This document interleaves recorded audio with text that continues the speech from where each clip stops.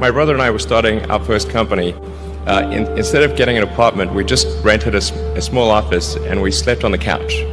And we showered at the YMCA, and we're so hot up we had just one computer. So the website was up during the day, and I was coding at night, 7 days a week, all the time.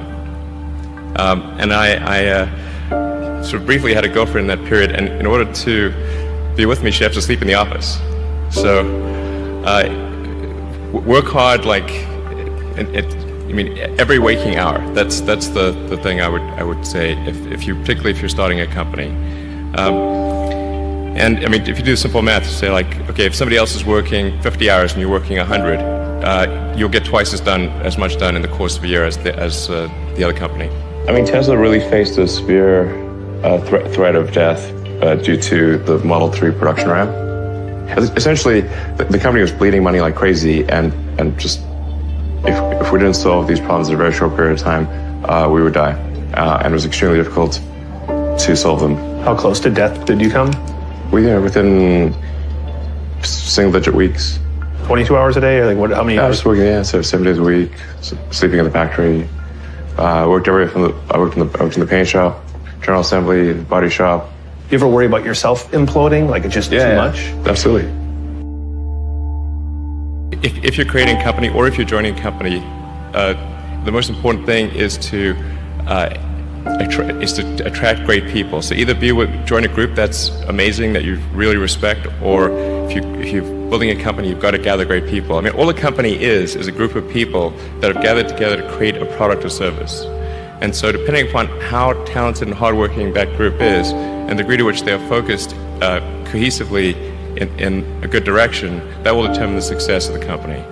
So do everything you can to gather great people if you're creating a company. It's good to think in terms of the physics approach, or first principles, which is, rather than reasoning by analogy, you boil things down to the most fundamental truths you can imagine, and you reason up from there.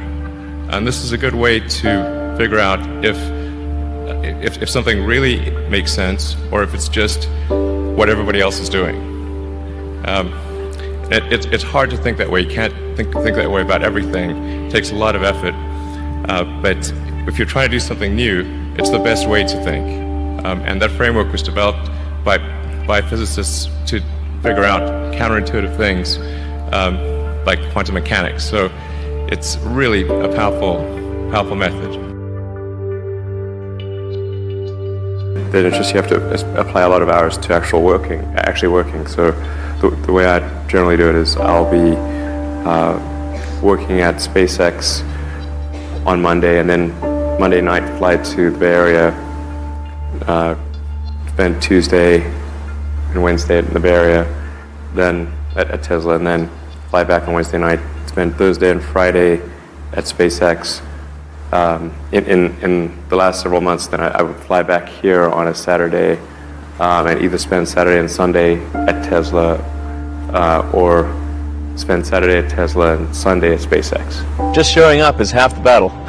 Just, you got to try hard to do it, and don't be afraid of failure. You also need to be rooted in reality. So you shouldn't, it's easy to get high in your own supply. You've got to not be afraid to innovate, but also don't delude yourself into thinking something's working when it's not. Or you're going to get fixated on a bad solution. Yeah, don't be afraid of new arenas. You can get a book, you can learn something, and experiment with your hands, and just make it happen. Find a way or make a way to get something done. But I think people can choose to be not ordinary. They can choose to not necessarily conform to the conventions that were taught to them by their parents. So yes, I think it's possible for ordinary people to choose to be extraordinary. If somebody is doing something that is useful to the rest of society, I think that's a good thing. Like, it doesn't have to change the world. Like,